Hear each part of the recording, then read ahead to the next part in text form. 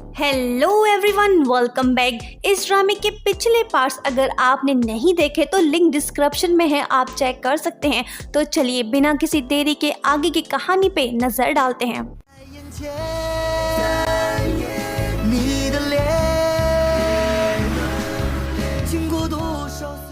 Jerry की mom मिलती है वैंग ई से और उसे कहती है कि मैं जानती हूँ कि तुम मेरे बेटे की डेस्कमेट हो और उसकी क्लोज फ्रेंड भी हो। ये जिंग तो चली गई लेकिन उसकी जगह एक और आ गई है। वैंग ई कहती है कि मैडम आप गलत समझ रही हैं, हमारे बीच ऐसा कुछ नहीं है।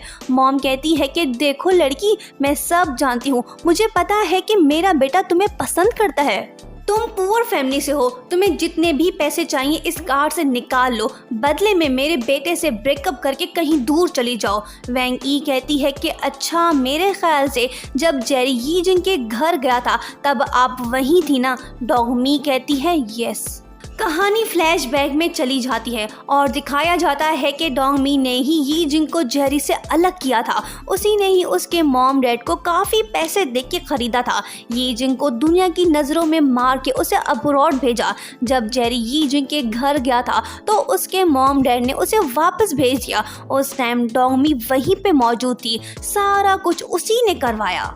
प्रेजेंट में वो वैंग ई से कहती है कि सुनो, मेरा बेटा बिजनेस संभालने जा रहा है, तुम्हें मैं दूसरी यी जिंग बनने नहीं दूंगी। ये सुन के वैंग ई उसे कहती है कि देखो मैडम, मैं गरीब फैमिली से ज़रूर हूँ पर धोखेबाज बिल्कुल भी नहीं हूँ, अपना ऑफर अपने पास रखें। ये कह के वो क्रेडिट कार्ड फेंक के वहाँ से चली जाती है। उसके बाद जेरी आके चुन्नू मुन्नू और वैंग ई से कहता है कि मेरी मॉम ने तुम सबको लंच का कहा था लेकिन तुम सब क्यों नहीं आए। वैंग ई कहती है कि हम तो गरीब हैं, हमारी औकात कहाँ कि हम महंगा खाना खाएं।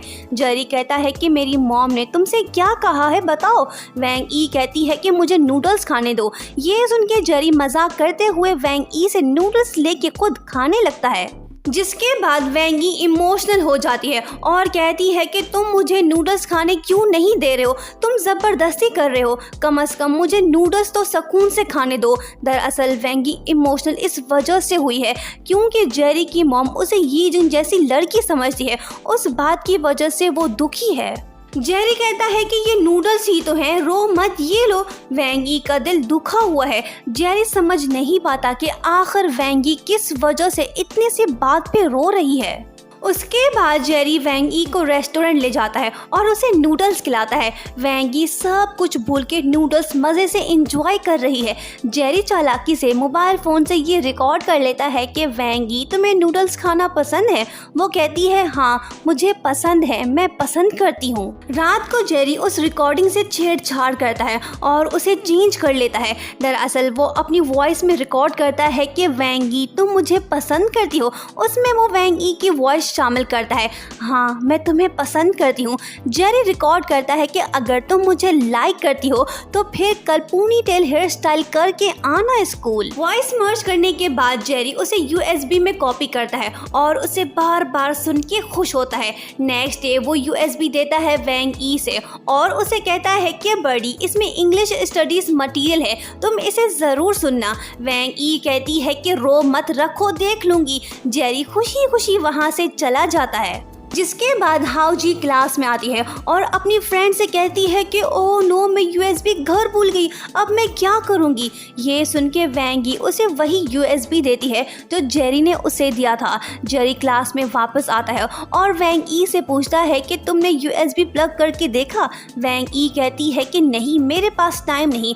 जेरी कहता है कि उसे ज़रूर देखना, हो सकता है कि कल के टेस्ट में वो सब आए। वैंग ई कहती है कि सर मत खाओ, मैं जा रही हूँ। नेक्स्ट मॉर्निंग वैंगी इत्तेफाक से वही हेयर स्टाइल करके आती है जो जेरी चाहता था।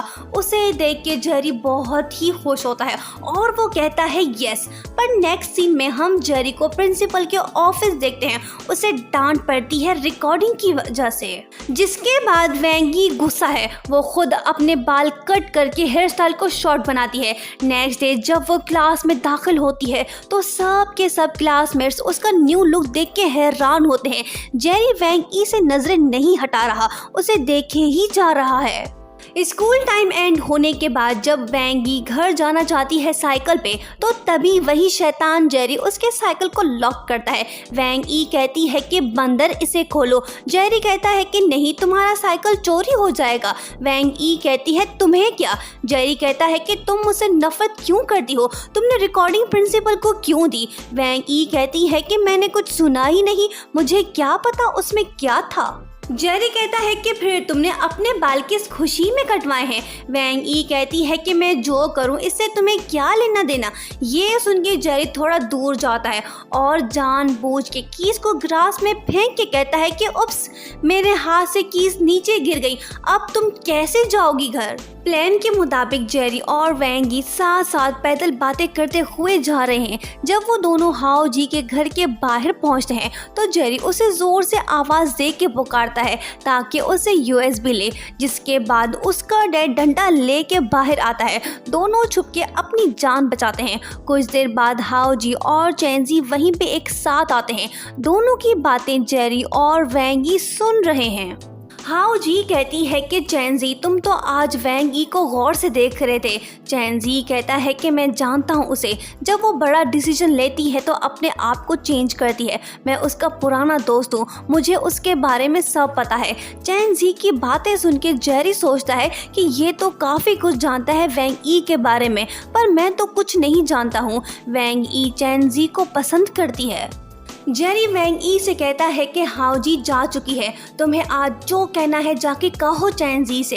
ये कह के जेरी वेंगी को आगे पुश करता है। दोनों को वो मिला रहा है। चैनजी वेंगी को देख के पूछता है कि तुम इतनी रात को यहाँ, आओ घर के अंदर चलते हैं। वेंगी जेरी की तरफ देखती है पर वो वहाँ नहीं है, जिसके बाद वो घर के अंदर जाते हैं। जेरी वापस जाके कार में बैठ के वहाँ से चला जाता है। दूसरी तरफ वेंगी चैनजी के साथ अच्छा फील नहीं कर रही है। तभी वो बाहर आती है और भागते हुए जाती है जेरी के पास, पर वो तो जा चुका है। वेंगी कहती है कि इडियट, मुझे छोड़ के कैसे चला गया। वेंगी काफ़ी देर तक जेरी का इंतज़ार करती है। वो बेचैन है, वो उससे मिलना चाहती है। दूसरी तरफ जेरी को भी मज़ा नहीं आ रहा, वो भी बेचैन हो रहा है। वो कार को रिवर्स करके वापस आ रहा है वेंगी के पास, पर जब वो वहाँ पहुँचता है तो वेंगी वहाँ से जा चुकी होती है। जेरी सोचता है कि मैं नर्वस क्यों हो रहा हूँ, वो तो चैनजी के घर के अंदर है, वो उसी से ही प्यार करती है, ना कि मुझसे। जेरी कार में बैठ के चैनजी के घर जाता है और समझता है कि वेंगी उसके साथ है। दूसरी तरफ वेंगी पैदल जा रही है। चलते चलते वो ग्राउंड में पहुंचती है। बॉल उठा के खुद से कहती है कि अगर बास्केट हुआ तो मैं वेट करूंगी सारी रात जेरी का, अगर नहीं हुआ तो मैं अभी के अभी चली जाऊंगी यहाँ से। जब वो बार बार बॉल थ्रो करती है तो हर बार बॉल बास्केट में जाती है। ये देख के वेंगी हैरान होती है और वो डिसाइड करती है कि वो वेट करेगी उसका सारी रात। शायद यही प्यार है। अब वेंगी को फील हो रहा है कि वो जेरी को लाइक करने लगी है और यहीं पे पार्ट एंड होता है। क्या जेरी उसे लेने आएगा, ये हमें नेक्स्ट पार्ट में पता चलेगा। Thank you so much for watching.